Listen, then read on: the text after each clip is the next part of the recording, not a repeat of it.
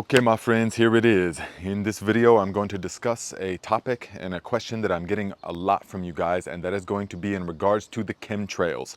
For those of you that are not aware, there is the thought or the philosophy that there are chemicals being sprayed in the sky that are coming down, poisoning the soil, poisoning the food, poisoning the people, generally poisoning the environment. So in this video, I'm going to take you around the garden and show you a few things while I explain my perspective. So guys, I'll just come right out and say, I don't know for sure if there are chemicals being sprayed from the sky or not. But here is my thought process on that. Now, the very first thing that I run into when I begin thinking about that is my mind says, okay, whoever would be orchestrating something like this, they also live on the planet Earth. And they also have children and family and friends and loved ones that would be getting sprayed by these things, these toxic chemicals that are claimed to have been sprayed from the sky. Now, that doesn't make a lot of sense why you would poison your children, yourself, your loved ones. Now, if there was some kind of civilization off of the planet, it would make more sense to me. But so far as I know, every one of us has to live on the planet. And so for that reason, that's the first hurdle that I would run into. Why would they be poisoning the environment upon which they depend? Okay, so let us suppose that the first scenario is right and that there are people that are totally willing to poison the earth that they also have to live on, that their family also has to live on. Okay, fair enough. Then comes the next question, what would they be using that would be so unimaginably concentrated that it could affect the atmosphere?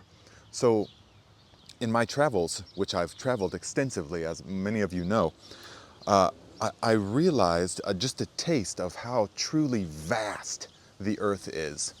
And so when I think of some kind of a chemical that is being sprayed into the atmosphere, I think of the volume of the atmosphere. So a jet airliner is 30,000 feet in the air. So that's almost 6 miles in the air. And so the volume of atmosphere that would have to be affected would be unimaginably vast for it to have any kind of effect whatsoever. So again, I'm not saying either way that it is happening or that it's not happening. I'm just trying to think through the logistics here, how this would be happening. Okay, so let us suppose that they did say, okay, well, we're going to poison ourselves, and yes, we can affect the atmosphere in this way. Now, even if you were going to have just the tiniest, barely traceable amount of something present in the overall atmosphere of the Earth, it would need to be in the millions of tons, okay? And I'm talking millions of tons just to be even remotely traceable in the overall volume of the atmosphere, let alone have some kind of actual effect on the plants or on your health, okay? So I asked ChatGPT, of course, to calculate the volume of the atmosphere, and it's unimaginably vast. And so the amount of chemicals that would be required would be so extreme that it would require massive mining operations, okay? So let us suppose that there was a chemical. Now you would still need to extract that. Those huge amounts of things would require infrastructure. It would require mining, and this all has to be done totally secretly, of course. So it would require, there would be shipping and receiving, and there'd be thousands of workers that would have to be involved in this sort of operation, all of which would have to keep a totally sealed lips. Guys, as we go along with this discussion, leave in the comments your thoughts. Am I totally missing something here? Once you listen to the whole thing, let me know. Am I totally out in left field missing something? Let me know. Okay, so I can hear some of you already saying, yes, Nate, that's exactly what's happening. There are people that are that nefarious. There are people that evil that are willing to poison themselves and all of their children and inhabitants by raining down chemicals onto us, okay? And yes, there are chemicals that are that potent, and they are being mined, and they are being used against us. So then my next thought immediately is, okay, if all of that aligns and is true, how is it being applied? So it's commonly said that it is through the airplanes that are flying through the sky. Okay, they see the trails that are left by the airplanes and they say, look, that's proof that chemicals are being rained down upon us. So now, again, I'm not saying either way that I know, because I don't know, but my mind works like this. It says, okay, so if all of that is true, how exactly is that being applied? So you're telling me that there is that there is like a secret compartment in the plane where these chemicals are stored. So who fills that compartment? Like what loading crew has to fill that compartment? And are the chemicals marked, or is it just like secret? Or does it say, okay, toxic chemicals to poison the earth, load those up? Hey Larry, bring over the big tank of the toxic chemicals, we gotta load it up. Okay, even if that were the case, and there is, Larry is loading up the toxic chemicals, now who is applying it? Is it the pilot? Does the pilot say, okay, so I was told to pull this lever when it lights up. Now, they're not telling me what it's about or anything, but I know that when I pull this lever, the plane suddenly loses thousands of pounds. But I'm not supposed to say anything or know anything.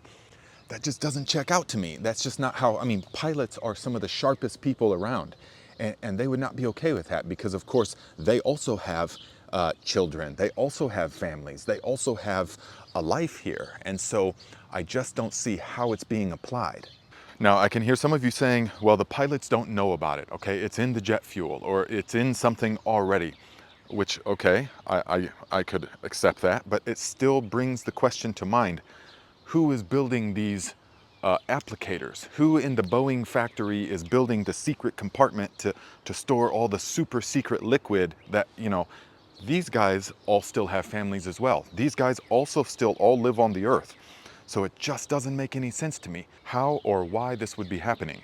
So guys, yes, I've heard it said by people that, Nate, there are traces of aluminum and barium that are found in the gardening soils. I think that's what's killing my garden. And so, okay, if you just do a little bit of research into aluminum and barium in soils, you'll see that, as I found out in this investigation that I've done recently, is that the aluminum is the third most common element in the Earth's crust, next to silicon and something else. It's extraordinarily common. Every handful of soil has it, every rock has it, it's all over the place. Now, barium also, it's much less common in comparison to aluminum, but it's still very, very common in the Earth's crust. And so the presence of these things does not mean, look, we're being sprayed from above. So guys, in conclusion, do I personally feel like there are toxic chemicals purposely being rained down upon us? No, I do not. It just doesn't make any sense to me when I walk through the reasoning that I displayed to you guys here in this video. Now, what I do think is happening though, is that it is being used, the whole chemtrail thing is sort of being used to distract people from what is really the issues. And that is rampant use of pesticides and herbicides and endocrine disrupting chemicals that are in the water supply, and the totally rampant and unsustainable and unbelievable consumption of all natural resources on the planet. So all of these things are really a lot more pressing than what might or might not be being sprayed by the chemtrails in the sky. So my final thoughts are, even if that is the case, what can you do about it? Absolutely nothing. What you can do is you can start growing your own food. You can start growing your own food in perfectly organic ways. And anything that you grow in a backyard garden like this is going to be vastly superior than what you're getting from the store. So you have to focus on what you can take control of, and then take control of it, and to become the healthiest, strongest, happiest version of yourself possible. And I'm reminded of something that is very dear to me, the Serenity Prayer. Grant me the serenity to accept the things I cannot change, the courage to change the things I can, and the wisdom to know the difference. Something along those lines. Very important and relevant right now. So there you go, guys. Let me know what you think. Am I totally out in left field? Leave me your comments. Leave me your experience in the comments below.